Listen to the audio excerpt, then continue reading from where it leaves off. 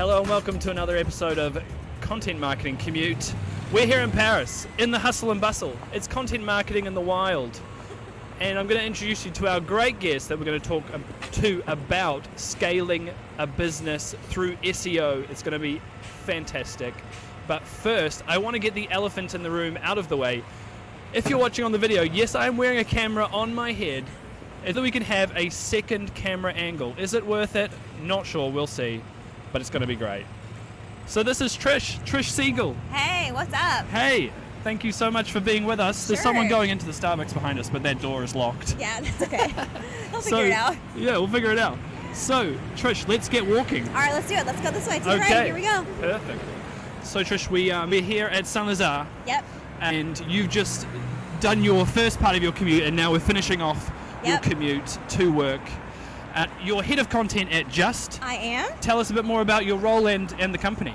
Sure. So DJUST is an all-in-one B2B e-commerce solution. So basically our goal is to digitalize all B2B transactions. Yeah. And that can mean a whole lot of things, but basically we want to help the digital transformation of the B2B sector.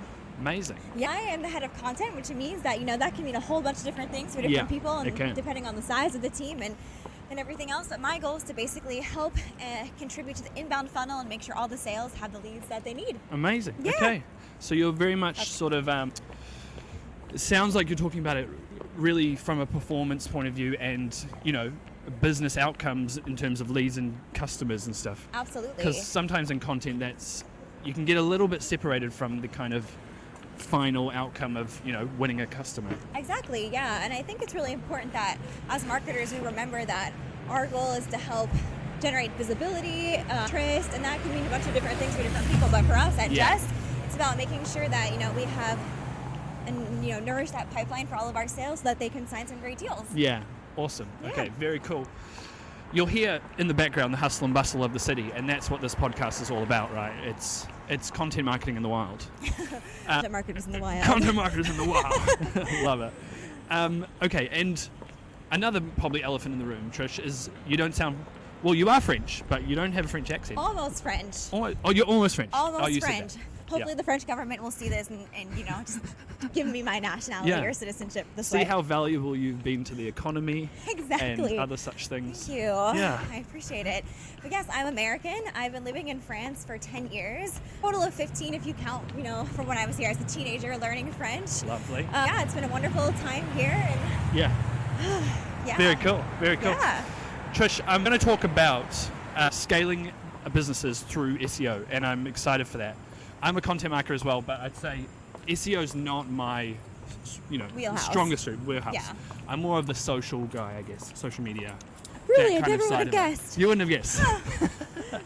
But I'm always excited to speak to SEO people, and I think it's something in some ways that holds a bit of mystery to a lot of people. Yeah. It's like, I know we got to be targeting keywords or content clusters or whatever, but they're like, how am I actually making a difference on this? So we're going to talk about very that. Abstract.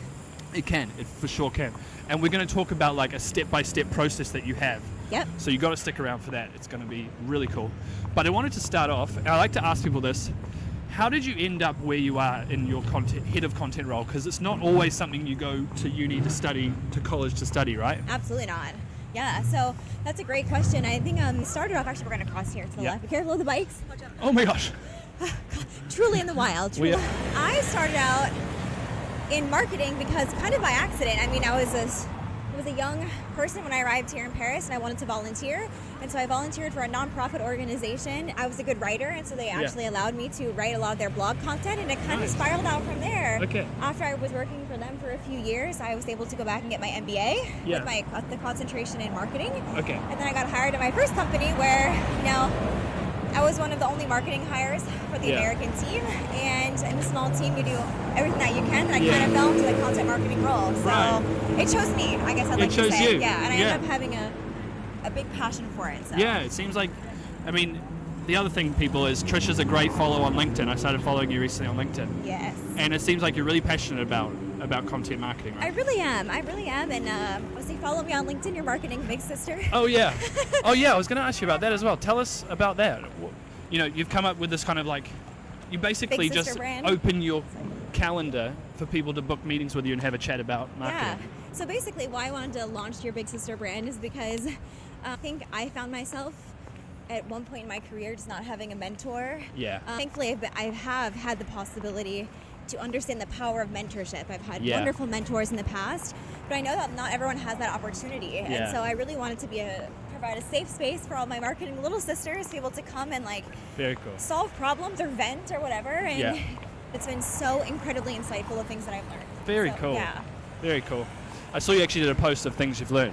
That was have. cool. Maybe Yeah. we can link to that in the show notes. Absolutely. I love that. Awesome. Okay, Trish, so let's get into this. Okay, so we're talking about SEO, scaling a business through SEO.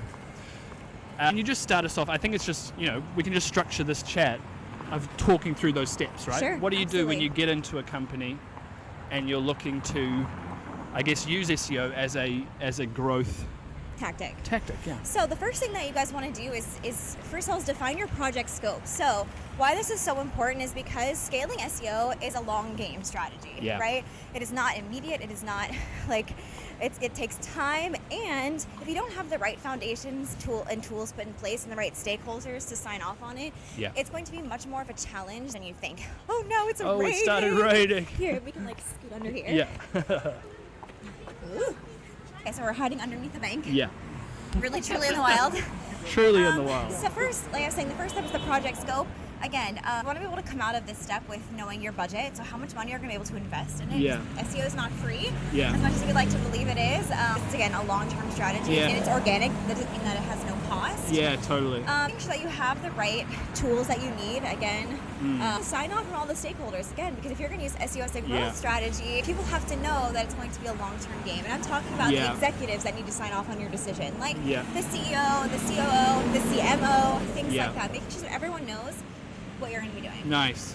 And I imagine at this point it's there's so much, in my experience, misunderstanding about what SEO is, Yeah. and expectations that are just wildly unrealistic. Yeah, So, absolutely. yeah. 100%. So again, SEO is a long game strategy. The results are not immediate. Yes, you'll have some traffic pretty much immediately, depending on the status of your website and blog when you start. But it's a long-term game. Yeah. You know? Okay. Cool. Okay. So, and at that point, you talk about setting the scope. You're talking about as well, maybe setting the goals and objectives. I would say would come in the next part, which is building a foundation. Okay. So step 2, Building a foundation. Nice transition. Yeah. Thank Nice you so much. transition there. It wasn't on purpose. It seemed like it. Well, I was going to say that it is. The second step is building that foundation, and this is Yeah. the longest part of the process because you need to do a full audit of where you are so that you can know where you want to go. Yeah. You know what I mean? We can't know what our goals and objectives are without knowing the status of where we are today, Right. right? So this means getting a technical audit of your website, because lots of SEOs like me are content people. We're not technical people. Yeah. You are both. Congratulations. Also Yeah. help me. Yeah. Getting your website audited on the technical SEO side. Is Right. your website set up? Is your blog set up to be able to scale properly? Because Yeah. if you're building on weak foundations, again, makes no sense. So Yeah. You just mentioned there you're not the technical side, so do you just bring someone in for that? Or Yeah. Yeah. Yeah, Cool. absolutely. Oh, sorry, we're in the middle of all there, people. Is We it can still? get a It's little still wet. raining pretty Yeah, hard. do you want We me can to still. scoot under? Yeah. This Okay. is extreme. It's This is extreme where I'm wild. wearing this camera on my head because it's basically extreme sports. Yeah. Yeah. Marketing is a sport. Can be cool. I mean, Big time. totally. Absolutely. Here, we can Okay, scooch we're good. across. This Very is the Parisian favorite of us. Parisian pastime is crossing the Crossing on road. the red. Yeah, on Yeah. the red. All right, here. Scooch under here. Ooh. Perfect. Yeah. So We were talking about technical, yeah, SEO, technical. So it's kind of you're not trying to do that whole technical piece because some of SEO is very technical. It is, yeah. So it's the largest pillar of SEO, right? The 3 pillars of SEO: technical, content, and authority, right? Yeah. So the technical is the largest pillar, I think. Yeah. And I feel like you really need an expert to be able to tell you the status of your website. And there are things that most marketers can control, like image size, Yeah. page load speed, things like that, making sure that our website is optimized on that side. But there are things like the structure of your code that if you don't have that technical lingo and knowledge of how JavaScript is constructed, Totally. you might need someone else to help you, and that's totally okay. You Yeah. have to know everything. Yeah, for sure. That's a really good way to look at it. Yeah. Because I think sometimes we can feel it's this massive murky thing, SEO sometimes, and we need to learn everything about it, but maybe it's just figuring out what's your skill and where do you bring other people in on it. Absolutely, yeah, you don't have to know everything, and I think people have their own skills, and a really good technical SEO person is half developer, half marketer. Right. So they're able to communicate in the developer's language, and they're also able to communicate with you as a content person, but again, SEO, you don't have to know everything. Does not make you any less of a content marketer, any less of an SEO expert. Yeah, it really doesn't. Cool. So what else are you thinking about in terms of building the foundation? You talked about the technical piece. Yeah, technical piece. We're also talking about the construction of a proper inbound funnel. Yeah. So again, SEO and scaling SEO has less weight if you're not nurturing and capturing those leads properly, because the goal is to bring traffic, but what if we don't convert that traffic, then it doesn't mean anything, right? Unless your goal is purely strategic visibility, right? Right. But for us, it's making sure that we're generating enough leads and we're using it as a lead generation channel. Yeah. So making sure that we have a proper inbound funnel in place and making sure that we have all the scoring that's associated so that we know exactly that we can differentiate between who's just visiting, who's downloading one of our ebooks, who is then coming back to visit a pricing page, making sure that you have all of that put into place in order to make sure that you're getting those leads properly. And this can be a huge challenge because it involves so many people. Right. So it involves not just your marketing team, but it involves your sales team, because the sales team is absolutely going to be able to tell you what qualifiers are best in terms of lead scoring. So communicating with them, making sure that your inbound funnel is set up properly in whatever tool you use, either it's HubSpot or Salesforce or whatever. Building that out is hard, and it can take a very long time. So this is what I mean by foundational. Building this step is going to take the longest, but it's worth it. It's worth it.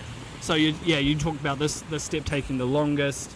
It's like, I feel like I've fallen into that trap as a young marketer before. I'm just like, it's maybe it's not only SEO, but just getting started on something that's going to generate traffic and then being like, we'll figure it out later. Figure it out later. And then you're like, hang on, none of these people are getting converted into something the sales team can work with. Right. So exactly, and this is, again, I've also made that mistake. Yeah. And I think once you make it once, you learn better. Yeah. Take the time to build it. It's so worth it. Yeah. It's so worth it. Cool. Yeah. Do you reckon it stopped? I think it might have stopped a bit. Should we keep walking? Sure. Yeah. I don't mind getting a little... Wow. Oh, yeah, Paris is really putting it on for us today. I know. Well, this is very classic Paris, isn't it? Classic Paris. Okay, so building that foundation. Are there any other pieces to building the foundation? Oh, I mean, there's tons of different little pieces. micro steps in here, but I think the two biggest are getting yourself audited, making sure that you have that inbound funnel set up, and obviously getting all of your tools set up, like SEMrush or Ahrefs or all of those tools, and making sure that you're doing your keyword research. Like, obviously, this is a big one. Building your content clusters, right? So getting all of this done beforehand, and again, having all of those people sign off on it that need to be involved. Your content clusters should be aligned with your business objectives. This is where a lot of people also get tripped up, is that they think, we have topics, we have these really interesting topics, but if they're not aligned with your business objectives and growing the company, this is why we're talking about scaling versus just growing, right? Making sure that it's aligned with your business objectives and all of that. So really cool. You talk about keywords. One thing I've always found interesting is kind of balancing the super high volume, super high searched volume keywords, right? With what's actually relevant to your business. Because a lot of times, say you're a niche kind of product, you're going to see the search volume is low. But maybe it's still worth going for that. What's your thoughts on that stuff? Absolutely. Never be afraid of a low keyword volume. You know what I mean? First of all, the keyword volumes in all these tools are just estimations, right? And they're general estimations. They give us a general idea of like what's being searched and when. But I've always been told, I had a previous mentor tell me that even if it has a keyword volume of 10, go for it anyway. Obviously, do it smartly, you know what I mean? Not do it now we have AI, do it in a much smarter way, right? But I'll talk about that in detail teasing. later. Don't be afraid of low keyword volumes, because again, if you're talking about a low keyword volume that's very niche to your sector, to your product, you will have the possibility to convert a lot of those people. Your conversion is much higher when you're niching down versus when you're targeting a keyword that has 50,000 keyword volume and you're kind of halfway in it, halfway out of it, right? Sure. So never be afraid of that, ever. Can you quickly talk to us about content clusters? How do you sort of define that? What does that look like? So that looks different for every single company and every single person. Obviously, building content clusters can be very challenging. Though the whole theory of content clusters is kind of a puzzle in itself, right? It's like doing a crossword puzzle, like the New York Times Sunday crossword puzzle, right? It can be very challenging because the theory of a content cluster is that your most competitive keywords are at the very top of your cluster, and then you're niching down, etc. Right? And you're kind of working that standard tofu, mofu, bofu funnel, which of course isn't entirely representative of the actual customer journey. Sure. Right. But so the creation of clusters, again, is kind of something that you do with your business objectives in mind. With lots of SaaS companies like we are, you tend to attach your clusters to your primary features. Okay. Or your primary selling points. Yeah, okay. Right? So if you're a SaaS product, let's say, let's does finance for small businesses, maybe one of your content clusters is small business accounting, for example, right? Yeah. So kind of aligning it up with your features, your business goals, that should help you give you a starting point. Yeah. But again, you're not really going to know that until you also do a general keyword research, right? You don't really know. So they kind of go together in a lot of ways. They do go together. Yeah. And people always ask me, like, do I start with the keyword research? Do I start with the clusters? Yeah. You got to just do both and put it together like a little bit of a puzzle. Yeah. And don't be afraid to externalize all of this as well. Okay. Like keyword research, when you're talking about scaling SEO, you're going to want to have a few hundred keywords in your, to start with. Okay, that's good to know. Yeah, and so you're talking about keyword research. If you're only doing it in one language or one region, you're talking about 200 to 300 keywords, primary keywords, so articles or landing pages, right? Yeah. Doing several languages or regions like myself, you know what I mean? Like, don't be afraid to externalize it. Sure. And have an agency who you trust, that is reliable, that works with content clusters, and that will give you a starting version. But it should not be their responsibility to build them all, because you know your business objectives better than they do. Yeah, yeah. So you need to be heavily involved in the process if you are going to externalize it. Right. Okay. Really, really good stuff, Trish. And I think you just brought up one of the kind of real intricacies of being a content marketer in Europe is the language thing. Yeah. Which is so different to, say, the US or where I'm from in New Zealand. Absolutely. I envy those people now.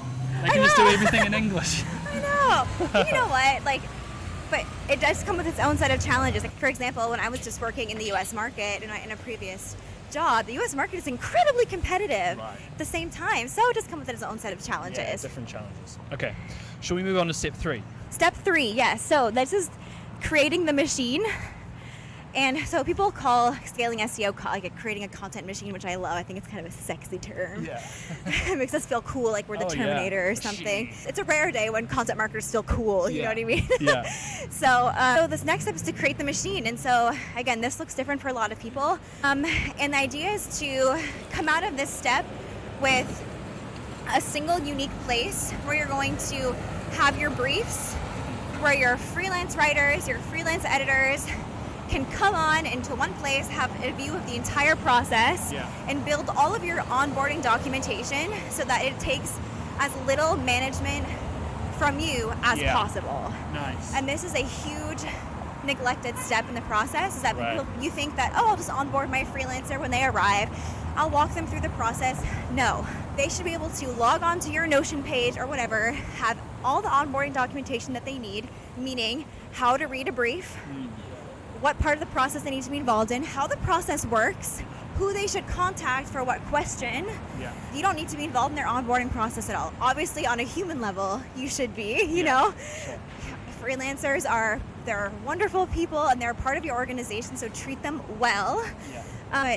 From an onboarding perspective, they should be completely autonomous from the day that they log on to your Notion page or whatever content creation system you use. Sure. So it's about creating that machine to make it as efficient as possible. To make it basically run on its own. Run on its own. Yeah. Awesome. Okay. And then you talked about a brief. I'm keen to dive into that a little bit. Yeah. What does the power of the brief? Let's cross. What does a good brief look like for you?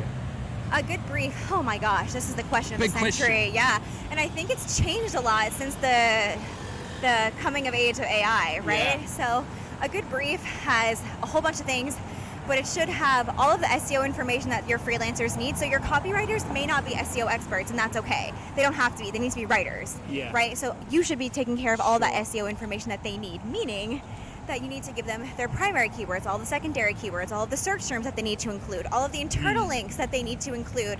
And even if you don't have the internal links prepared, the anchor text that they need to include in your copy so that it is as natural as possible. It started raining a bit again, you might have noticed. I'm sorry, I've blow dried my hair today. You know what I mean? Don't apologize for that, I understand. So I don't blow dry my hair, but I imagine if I did, I'd want to preserve make sure it. I'm out of the, Yeah. A brief. So putting all the SEO information, but also giving them context. So how the content is going to be recycled later. Right. What is the format of the content? How long should it be? What topics they need to touch on? And this is your part as the content marketer, is giving them the specific business context that they need in order to write. Again, they're not experts in your business, you are. Yeah. So you need to be able to give them all of the context that they need in order to write it properly. Yeah, super cool. Right. And I'm interested to hear, I know some freelancers kind of that I've worked with enjoy to have a bit of freedom to put their stamp on it, right? But how strict are you with that brief? Like, is it very restrictive, or do you give them space to collaborate with you on it, or? Honestly, I ask for feedback. So I go into as much detail as possible in the beginning, because every freelancer is different as well. Yeah. Every copywriter is different. Some really enjoy the structure, and I've had freelancers who we actually detail all of the H2s and the H3s that they need to touch on. Have found that too restrictive, and some have found that really helpful. So it really depends on the people that you hire, and just make sure you get their feedback. Yeah. Ask them for feedback regularly, especially after the 2 or 3 articles in the process. They're like, this is too much for me. I'm like, okay, let me scale back and see if we can get the same quality and the same business objectives, right? Sure. So get the feedback. They're part of your team. They're part of your organization. Listen to them. Cool. Okay, cool. So that's about having a brief. It's about having all those things in place that make it run efficiently afterwards, right? Yep. So when you're onboarding new freelancers, or you're, moving into another language, you're not recreating the wheel every time, right? No, exactly. Yeah. The wheel is created. The wheel is created. Yeah. Awesome. Okay, so what's the 4th step? 4th step is to test and learn. So now we finally reached the point where we can actually start launching the machine. You may have the itch to be really aggressive and be like, I'm going to publish 15 articles a week, blah, blah, blah. No, start with 3 or 4.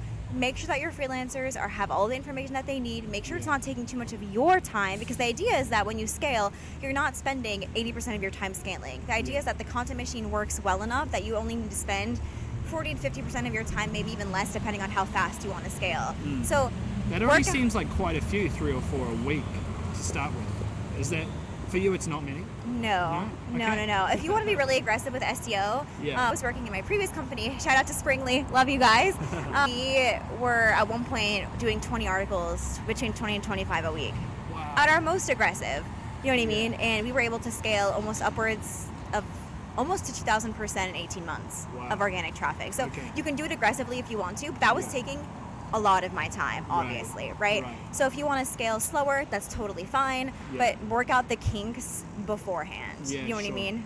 Do you find there's a real direct link between the number of articles you publish and the scale you're driving? Okay. 100%. Yeah, I think there's a direct correlation. Obviously, if you're producing good content, you know what I mean? Yeah. And you're starting from a pretty simple starting point, right? Yeah. If you're starting with, and you already have 500 articles already published on your blog, that's going to be a different scale. We were starting from pretty much starting over back at Springly, and so we had great places to go pretty quickly. Yeah. So Cool. yeah. Okay. And so you talk about testing. Say you're starting with 3-4 articles a week. What sort of things are you looking for when you're testing? I measure the lead time between every single part of the process. So meaning that in Notion, you have all these formulas you can follow. But I measure the lead time from how long it takes me to produce the brief, to how long it takes me to get a V1, to how long it takes me to get to the edits on my side. Like if I'm editing or I'm having someone edit it for me, how long it takes the editor to implement those edits, and then how long it takes me to publish the article. You know what I mean? So measuring every single data point that you can to see where things are bottlenecking. Because I can guarantee if you're not measuring it, you're just gonna be like, oh, I think this is probably taking longer than it should. But if you can sit down and be like, okay, the part of the process that's the most difficult is, let's say, getting from brief to V1, then maybe we need to find out a way to make that easier. Sure. Okay, cool. Okay, there you're talking about testing the process of creating and publishing, right? Yes, exactly. Are you at that point testing the performance at all, or no? It's a long-term thing. Long-term strategy. So I only measure performance a month after.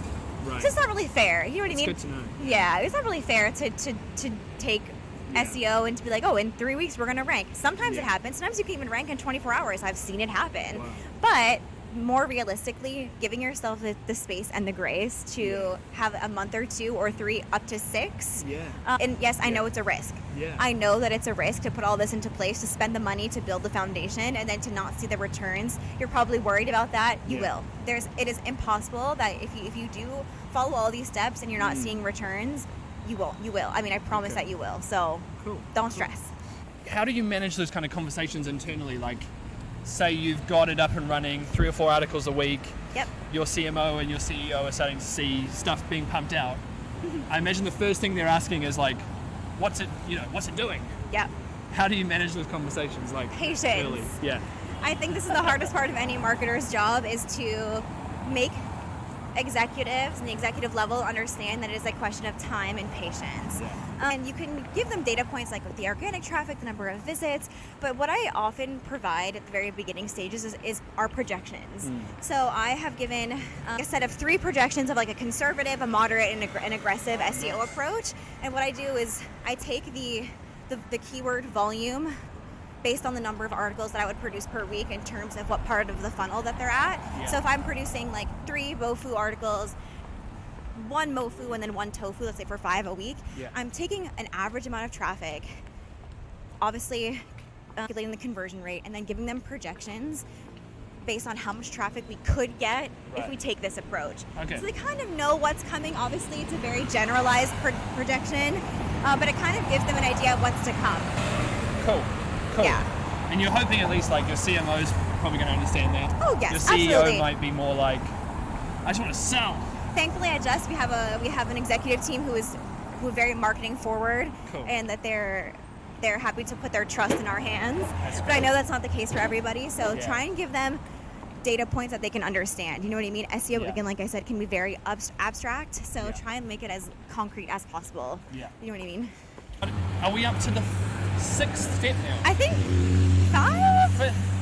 5th? Yeah, so 5th is optimize and backlink. So once you've mastered the process, you've tested it, then you can start scaling, right? The 5th is to optimize and backlink, right? So it is very easy when you're scaling SEO to forget to optimize later, right? It's very easy to like set it and forget it in favor of producing more. I made that mistake before. It is very important that, after the first few months of scaling, that you're going back and making sure that you have all of your content is performing as it should, right?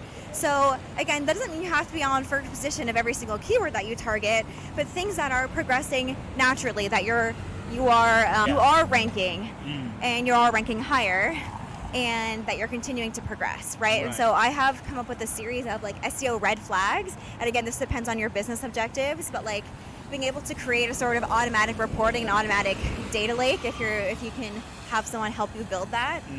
Like any URL that hits one of the red flags that you've defined kind of spits itself out, and they can take a look at the URL and analyze the problem to see what you could do better. Red flag in terms of a URL that's not performing like it should. Right. So like an example of red flag is that like you're not ranking after 6 months. That's a red flag, right? And so then you need to go back in, and again, because SEO is very subjective, it's never a one-size-fits-all problem. Go back in, look at the content and say, okay, am I cannibalizing with another article? Did I just choose the wrong keyword? Is the keyword positioning wrong? Do I need to offer another type of content? Do I need to add a video maybe to explain the concept better?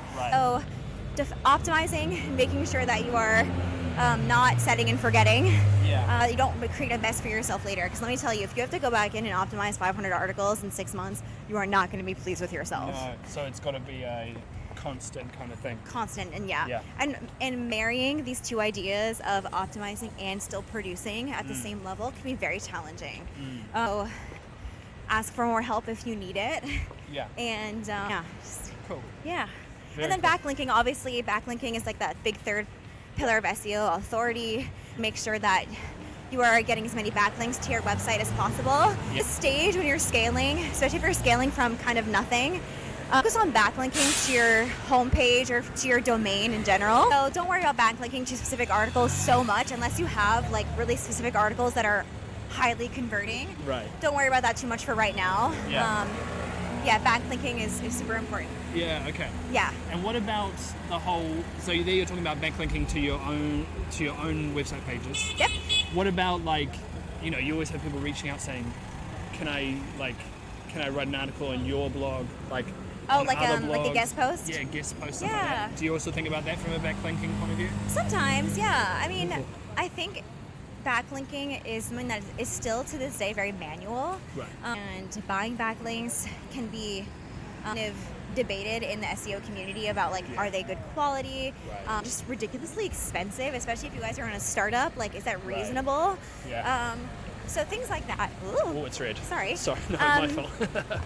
So, is it reasonable? There are definitely lots of ways to get good quality backlinks for quote-unquote free, like using Haro or features.com or whatever. But one of the best hacks I found for getting backlinks is actually offering your company and yourself as a use case for the tools that you use. Oh, yeah. So, like, let's say you use Notion, I'm the biggest fan of Notion.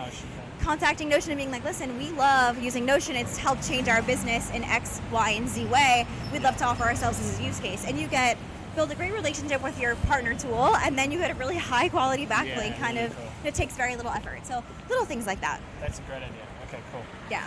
Because guest posting can be a lot of work on both sides, you know what I mean? Sure. For maybe little reward. Right. In some ways, yeah. Okay, so optimization and backlinking. Yep. And then the last step, the final step, Final step. right as we arrive. Oh, wow. Just. I know. Hey, we're right there. Yeah. Hey. The final step is to recycle all your content. So yeah, and so ideally, you want to know how you're going to recycle your content in the brief, like we talked about a little bit earlier. But the idea is to create like a content recycling plan so that you know exactly how you're going to.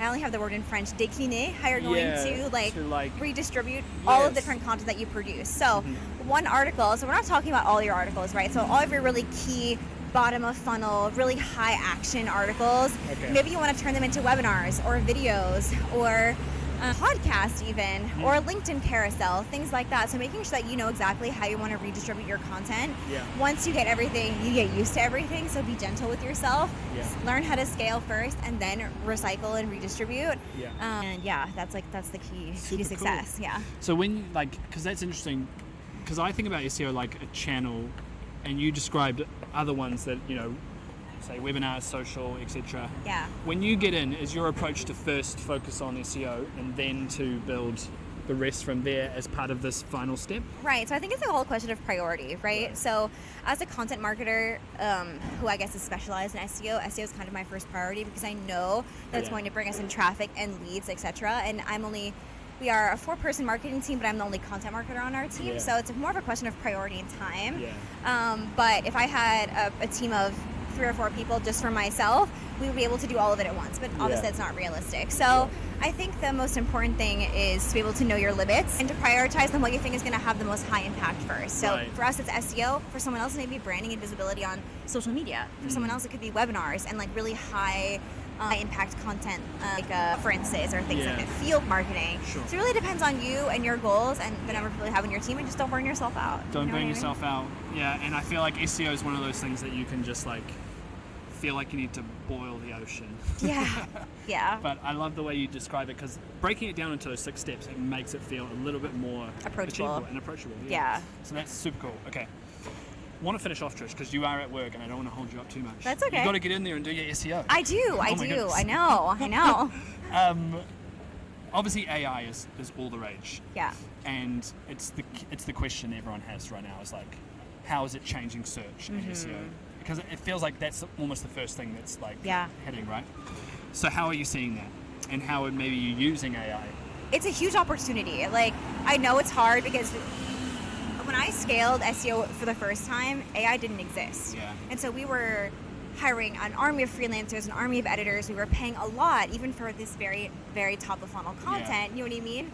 And now I think there's a huge opportunity to use what my good friend Tom Winter has coined as the cyborg method. Yeah. So being able to take all of your low risk, low volume content that's very far from your business objectives, but still important for you guys to talk about, using AI to produce that. So not 100% AI, we're not robots, right? But to produce an AI brief, maybe an AI generated article, and then have someone go back in, add all your internal links, add a few handful of sentences that makes it feel much more human, much more warm, that adds your tone, style, branding, and all of your business core objectives into that article. So doing 90% AI for those, again, low risk, low volume, low business objective content. Not the ones that are like super important to you. Or bottom of funnel, absolutely not. So anything that's really core to your business objectives, that's really bottom of funnel where you know you want to convert, that should be human generated as much as possible. So an AI brief, fine, but edit the AI brief yourself. You know what I mean? Really so use AI. It's a huge opportunity, especially if you're a startup, especially if you have a restricted budget. Use it. It's a great tool for you to use.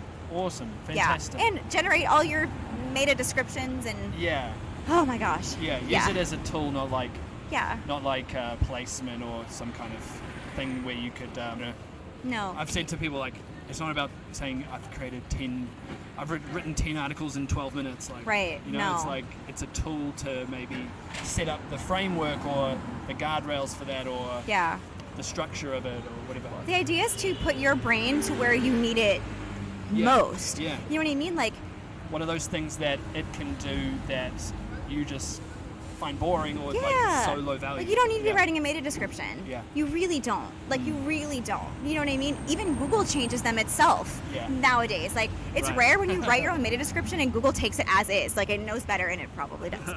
So, like, use AI as a tool to put your brain power to where you're really adding value, not to a meta description, but to like the actual content, making sure that the visuals that go with your content are clear, explicit, easy to read, beautiful, to recycling your content, you know what I mean? Like, or developing a new skill even. It's a great tool for us to use, and I know it's scary, and it has reduced our search for everybody by like at least 30%. I think the statistic is that like people have seen a drop in traffic by 30% if we're not kind of feeding into that Google AI algorithm. So again, being more visual with our content, less text, more high impact text, shorter paragraphs, invest in video, invest in high quality infographics, you know what I mean? Make sure that you're kind of feeding into the algorithm the best way by making your content more accessible.